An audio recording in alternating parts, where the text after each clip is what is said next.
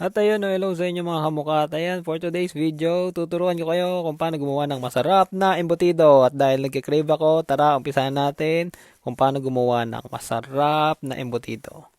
So, tara, let's go!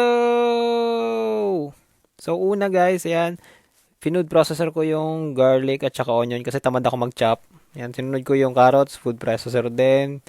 Tapos yan, sinunod ko nga pala yung raisins. Yan, tamang tansya lang tayo mga kamuka.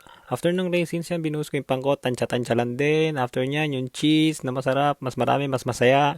Tapos yan, ayan na, hinalo ko na yung pork giniling. Hinaluan ko ng 4 na itlog para mas masarap, mas marami. Ayan, sinunod ko yung bell pepper na food processor din. Tapos ayan, salt, pepper, tapos sprinkle lang tayo ng sugar. Yan, mix well hanggang sa maghalo lahat ng ingredients at saka yan, parang yung evap milk nila dito, 36%. So, after niya nahalo, yan, packaging na tayo, yan, lagyan natin ng palaman, hotdog at itlog, yan, ang masarap na combination.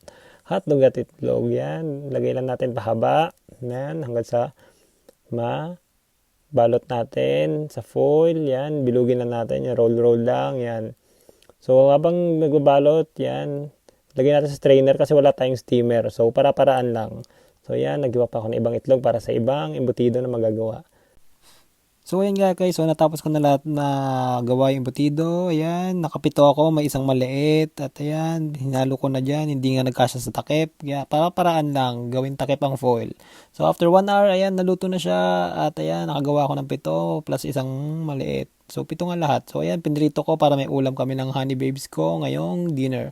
So, ayan yung finished product niya, guys. Ayan, I hope you enjoy. Alright!